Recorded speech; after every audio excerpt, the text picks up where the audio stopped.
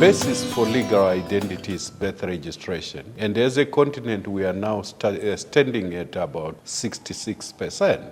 We still have about a third of African children not registered, not recognized in their countries, and they struggle to get other legal documents like passports, enrolling into school, and so forth. Let me turn it over to our representatives from the two countries who can give us a perspective on civil registration and legal identity. For Uganda, I think the country has really made a lot of strides when it comes to legal identity and registration of people in general. It has become a necessity that everybody needs to have an ID for each process in life. Birth registration is very key, and that is where the system is trying to go to make sure that all medical centers have a registration of births. But overall, you find that there is a very big initiative by government to ensure that people are registered, people have national IDs, and national IDs are tagged onto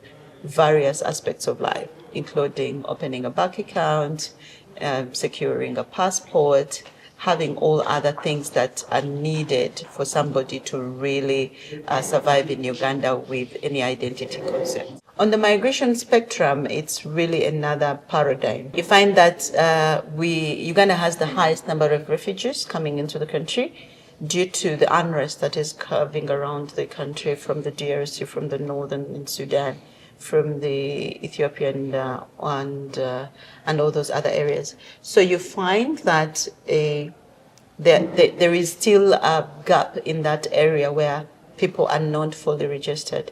And the fact that the registration of refugees is domained by the UNHCR as opposed to government. So that is something that needs to be worked on, that government can get hold of that.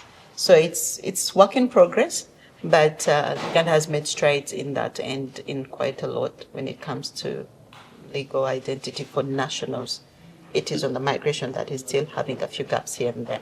We have made tangible progresses in regard to reviving the services, especially the civil registration services and national ID, who are actually started with the current standard of the region. We started with reviewing the legal frameworks, making it more in human aspect is right, and in mind of what we call in holistic approach. The digitization process is going well. The enrollment of the ID have been since September 2023 was going on, and we are working on linking these services.